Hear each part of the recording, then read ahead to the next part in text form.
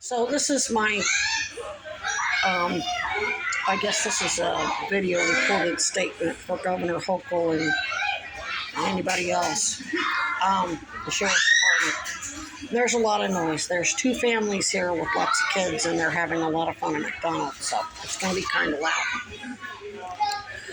loud. Basically, I need to start from the beginning because my savant memory is like an onion. You got to peel it back layers at a time, and my memory is more powerful than even what I can recall. So when something goes on and it sets me off, it takes me a while to peel back all the layers to figure out what it is. And in AA, we call it an inventory, a step 4 inventory.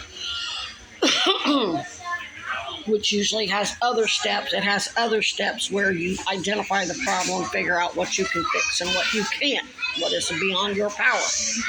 Hence the serenity prayer. God grant me the serenity to accept the things I cannot change, courage to change the things I can, and the wisdom to know the difference. So I'm in excruciating pain. I stink to high heaven because I can't bathe or do laundry. I don't have time to do any of that because I'm having to maintain a camp that a nursery of raccoons run and do as they please.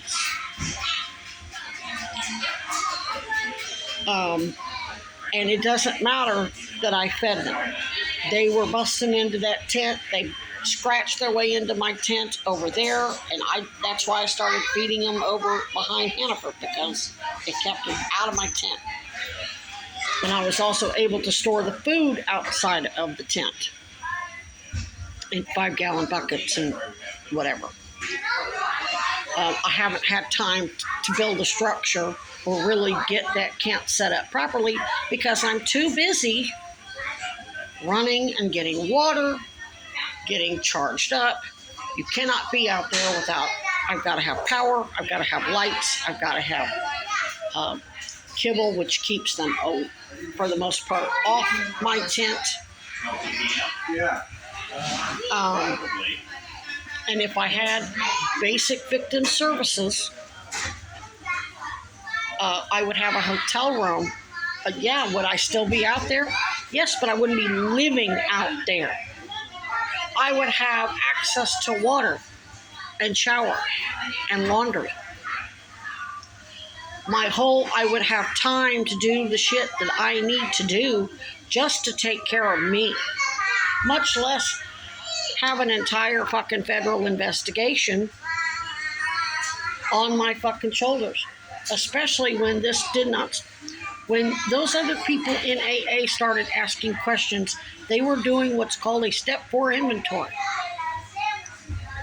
We were dealing with a hard-headed, narcissistic fed/cop/lawyer who could not get sober to save his life. And instead of accepting responsibility, self-reporting, and getting help, he accused all of us of doing what he's doing. So, with them being licensed professionals in various fields, we've been able to sort through to the point that I was able to get to New York. But the whole aim of me going to New York and then Vermont was to get victim services so I have secure communication, so I can communicate with other AA, because your AA program is your life. If you don't have it, you're dead. That's the whole point. That's why it's protected. The 6 ways to Sundays. And its whole charter is we cannot be part of any public controversy.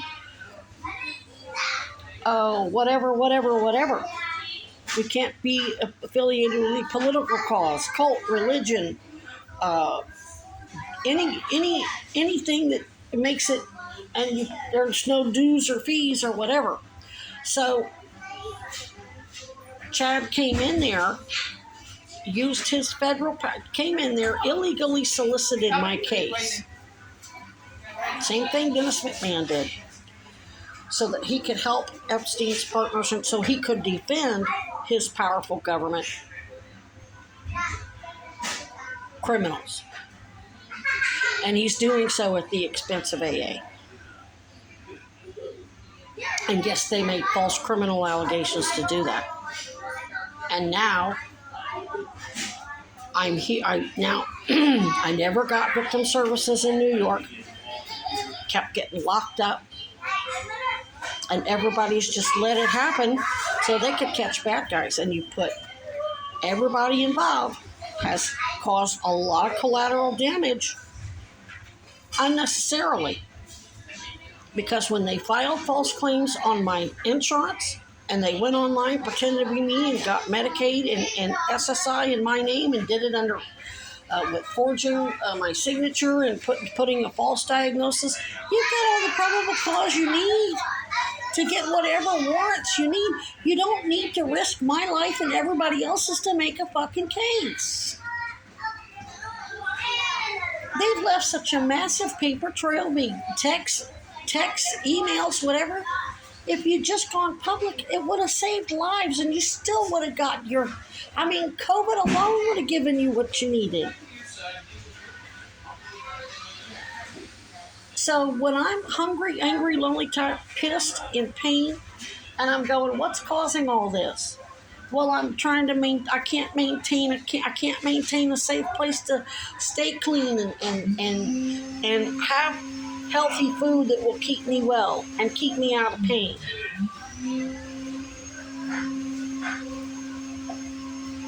My life is in danger because nobody's getting me fucking sequestered. And when I ask for big services, I can't be forced to press charges. So it doesn't make any sense that the victim advocate isn't returning my call.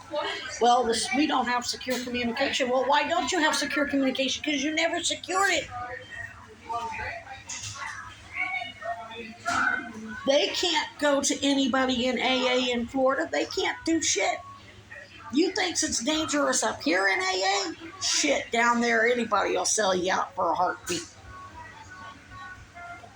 That's why I'm going.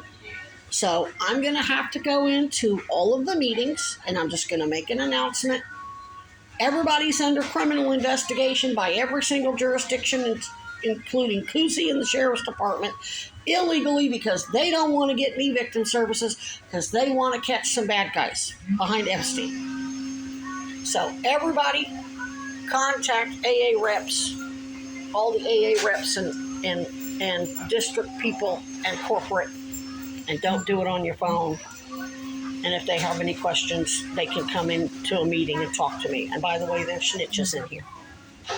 So, and then I'm going to tell them how they can identify the snitches. They'll come up to you and tell you I'm a crazy conspiracy theorist, tell you don't listen to me, I'm relapse, I'm blah, blah, blah. Anybody who talks shit about me out their mouth to you is a snitch for the fucking police and is part of this fucking scam. Whether they're a wealthy attorney like Dennis McMahon or whether they're just somebody willing to get paid off by Dennis McMahon.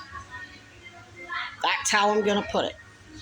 And I promise you, it will be spread like wildfire throughout the whole state, probably the whole country eventually. Memos will be sent out to every district and every rep at every meeting everywhere that our phones aren't secure. You're about to have hell on your hands. Because we've been under surveillance for 4 years for no other reason than so you could sort out the good guys from the bad guys. And we haven't. We've been stayed sick, stayed terrified, having to do an inventory. That's why when I sent the sheriff an email saying you're going to get a bunch of evidence, they already knew even if they had bothered to send it, it wouldn't be admissible because you forced the situation. Once you knew Howard Center or Chittenden Outreach didn't do their fucking job and didn't get me victim services, you already had your justification for launching an investigation into them. But somebody should have picked up the phone or sent me an email and said, here's a victim's advocate that can help you get into a hotel and start filing the injunctions or whatever. And that victim's advocate is going to have to probably have whatever attorneys are involved reach out to AA and let AA know And they already know AA is going to have grounds to file an injunction, but nobody did that. And those people that didn't send you the evidence knew that Holcul's investigator, posted. I know that because I send them the screenshots. I send them everything. They've got shit you don't have. And we don't have to give it to you because it's all AA business. It's all part of our inventory. Are we really guilty of relapse behavior and the crimes and recipient fraud and drug trafficking and DEA drug diversion? Are we under investigation for any legitimate reason? No, it's a bunch of cops like Piper and Boyce and Cronin and Hunter. They're doing drugs. They have narcissistic personality disorder. They don't want to own their shit, and they project their shit onto us.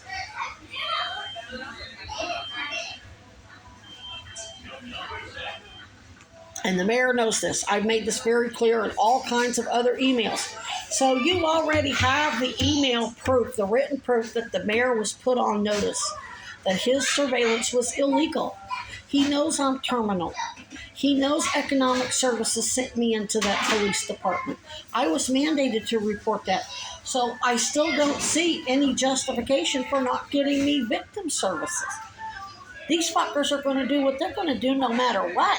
Why have me suffering, stinking to high heaven, eating shit every day, going into septic shock, having collapsed lung, untreated sleep apnea, most of which could be avoided if I had a hotel room and a place to store and cook food, and a place to sleep. Yeah, I probably would be out there at a camp with the raccoons at night. And I would be up all night and I would be fine. But all of my belongings wouldn't be there. And if they sliced through the tent, so what? I wouldn't be sleeping in that tent. I would leave in the morning and go to my hotel room and sleep uninterrupted. Would there probably be fuckery at that hotel? Yeah, guaranteed they're going to fuck with me at the hotel. But I'm not going to be reporting it to the sheriff's department, or I'm not going to call the fucking police when I know the police are involved. I'm done reporting their crimes to the sheriff's department, who's already been made aware and just ain't doing what they're doing because you want to sort out the good guys from the bad guys. Okay, that's coercing me into being your agent. And then now that I know for a fact other AA members or people in recovery, or even some people that are being fucked with, and you're just hoping they call the police on these people. You're trying to put the victims in AA on public record, and that was never going to happen. Other than what they did. I mean, there probably were some that once my story went public, they would probably go get their medical records or come forward and tell their story. But it would be voluntary. It wouldn't be coerced. Why leave me unsequestered and coerce these people going on to public record when you can get me Vic services, file the fucking injunction, get AA and the ACLU involved. They'll tell you, yeah, you can't fucking do this. Go public with my case. Because I absolutely would say, yes, I want to press charges. And then once it's on the news, you're going to have thousands upon thousands of people, AA or not, saying, hey, this shit happened to me too. That's what I hear all day when I'm out on the street. I tell my story, they tell me theirs right back. They can't help themselves. So by not going public with my case, and here's the thing, let's say, okay, we give you a victim's advocate, and you say you want to press charges. That means we have to get the feds involved, and they have to depose you, and then they have to put a gag order on you. No, they can't put a gag order on me. They can't tell me not to go into AA meetings and talk with other AA members who are under attack, because we have to sort it out. It's called an inventory. We have to see what part we're responsible for and what other people's responsibility is, and then make amends, fix it, and accept what we can't fix, own what we can't fix. I've done everything I need to do to prevent all of these people from being harmed and give them an opportunity to come forward, because I asked for Vic services. Let's do this, this, this. No, everybody just ignores it. You're going to do shit your fucking way.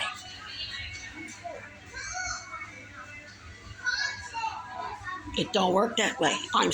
Plus Chad Cronin made me a detective, so I have to honor my oath, which my oath is to try to keep people from doing stupid shit, not encourage them to do stupid shit. So when Chad Cronin loses his license as a criminal defense attorney, it's all going to be on him and ain't going to have nothing to do with anything I did. When I lay my head down at night, I'm going to know I played no role in him losing his license or him going to jail or anybody in AA being that are victims of this shit being a matter of public record. Whatever lawyers the future panel decides to hire, you won't ever get those people's names from that lawyer in that action. Some of them may decide to hire their own lawyers and go public and sue because they'd be entitled to it. But right now, because a lot of it's being caused because I'm not getting victim services and don't have secure communication because nobody bothered to get the ACLU and AA corporate involved, they can sue CUSI and the Chittenden County Sheriff and right along with Judge Hoare. Different motives, same means, same opportunity. You're giving them an opportunity to harm members of AA, including myself. I mean, you have to investigate the crimes because I'm mandated to report it, but what I don't have to do is die in the process. I don't have a badge and handcuffs. If I call 911, I get killed. I get locked up on a psych ward and tortured to death, or put in a jail cell and tortured to death. I don't have to die for your fucking cause. I don't give a shit what happened with the Kennedy stuff. The only reason why I'm alive and I know what's going on is because all those licensed professionals in AA assisting me all along the way. With the exception of Dennis McMahon fucking obstructing, probably on behalf of J.P. Todd or whoever, Weinberger, whatever, because he's involved. So I have to go to AA so that they can start paying attention to who's talking shit about me, and they can start, because they're going to have to sort out who's who in the meetings. And when the fact that they're sending undercovers into meetings for the express purposes of pitting us against each other, oh hell no. This is going to be a public relations nightmare. I don't give a shit what your motive was. If you played a role in this as a government official, you got a public relations nightmare on your motherfucking hands.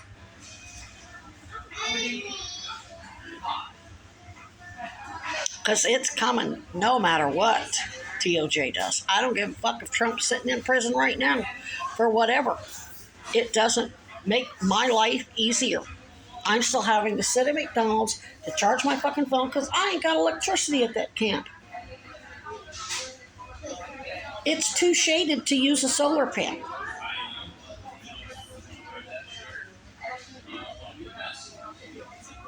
I can't store food. I bought groceries last night. Most of it's going to be no good. So whatever I buy when I pay $6 for a pack of lunch meat, most of it gets thrown out because I don't have any way to keep it cold. I'm not going to haul in 20 pounds of dog food, 2 gallons of water, and a 5 or 10 pound bag of ice. I can't do it. I'm not well enough. And when I force myself to do it, I'm down for 3 days. Or having to take 10 times as much pain medicine just to get my fucking ass up off the fucking cot, which stinks to heaven. When I unzip my tent, it's the smell of BO and stench is so fucking bad I can't stand it. I don't even have time to go to meetings because nobody's getting me good service. So you want me to help you run your investigation? I can't even fucking run my camp. I don't have enough money. Plus I got offered a job. Can't do that because I don't have big services. I could be making $400 a week instead of $400 every 2 weeks. I have a whole lot more money to do what I could assist you out the ass.